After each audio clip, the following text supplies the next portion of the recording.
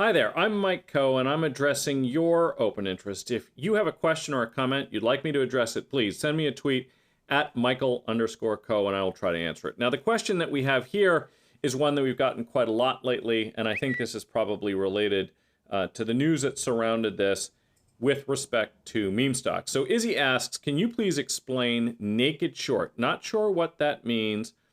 Is it legal for hedge funds to do this practice? Okay. All right, so just a quick reminder, what is selling short? Not naked short, we'll get to that. Selling short involves the sale of borrowed securities. And to do that, a trader should first locate the shares, that is, identify that they are in fact borrowable, before effecting a selling transaction in the marketplace. Naked shorting involves the sale of securities without having first either borrowed the shares or gotten a good locate. That is not compliant. Now, it is important to note that there are what are called easy to borrow and hard to borrow lists, which get updated daily. So some market participants may rely on easy to borrow lists that they get from a lending desk that essentially validate that all of these shares are indeed good to borrow. And so that actually can be used from time to time amongst very active traders so that they can have information. But those lists have to be up to date. That's important. Okay, so mechanically, how does this look? First, a trader goes and contacts a lending desk and either gets a locate or actually borrows the shares. Then they effect the sale of those shares in the marketplace. And because they have those shares, then they will obviously have them available to deliver those shares on the settlement date. The SEC has imposed stiffer penalties for non-compliance in the event that traders neglect to get a locate or to borrow shares before effecting that sale in the marketplace.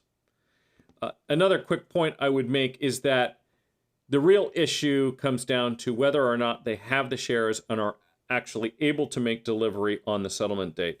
What you're looking at here is a list of all of those instances documented by the SEC for the first 2 weeks of May where traders failed to deliver either AMC Entertainment, a popular meme stock these days, or GameStop.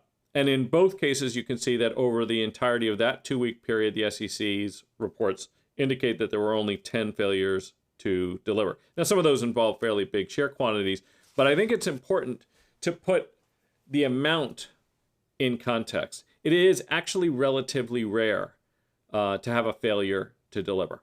So, to answer the question, a naked short is selling stock short before the trader has actually verified that the shares are borrowable so that they can deliver them on the settlement date.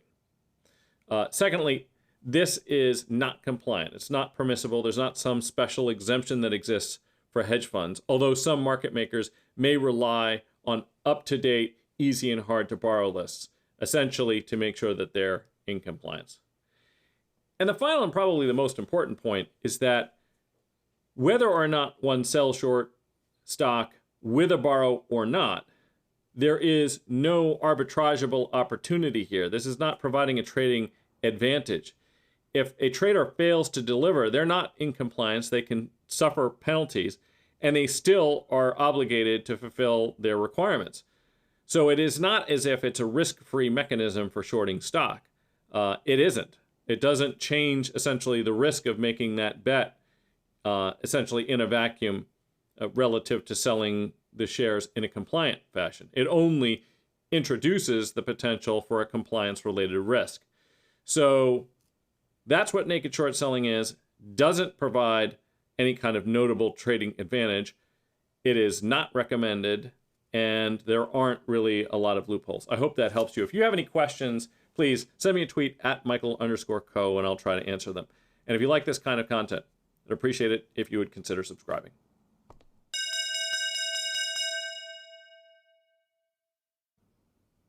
If you liked the content, please consider subscribing to the Open Interest YouTube channel. That's youtube.com /open interest. And of course, you can also follow or tweet me at Michael_co, or go to our website, www.openinterest.pro.